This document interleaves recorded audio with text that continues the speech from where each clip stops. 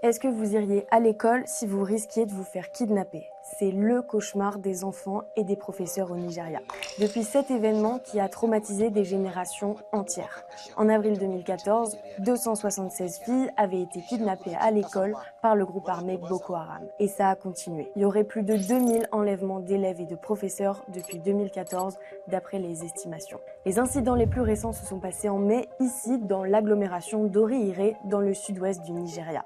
39 élèves et 7 professeurs de 3 écoles différentes ont été enlevés par des individus à moto en uniforme militaire. Ça a répandu la panique parce qu'habituellement, les enlèvements sont plutôt localisés dans le nord du pays, là où agissent la plupart des groupes armés, dont l'État islamique en Afrique de l'Ouest et Boko Haram, un puissant groupe djihadiste qui est né au Nigeria dans les années 2000.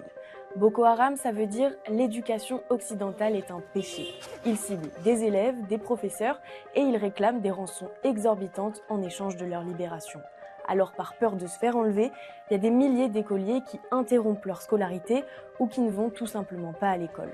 Au milieu de l'année dernière, dans les États du Nord-Est et du Nord-Ouest, le taux de scolarisation n'était que de 53%, et c'est même 2 fois moins pour les filles.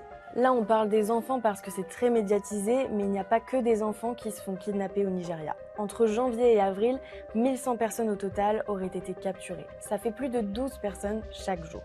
Elles seraient ensuite soumises à la torture, à la famine, au viol et à d'autres atrocités. Récemment, il y a eu de grandes manifestations pour dénoncer ce fléau, comme ici à Lagos.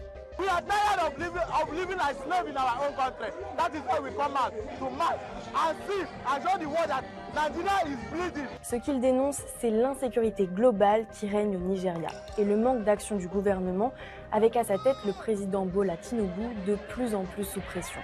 Il a décrété l'état d'urgence sécuritaire nationale en novembre dernier et promis de faire de la traque des terroristes et des hommes armés une priorité nationale. Mais vous l'avez vu, les enlèvements continuent au Nigeria.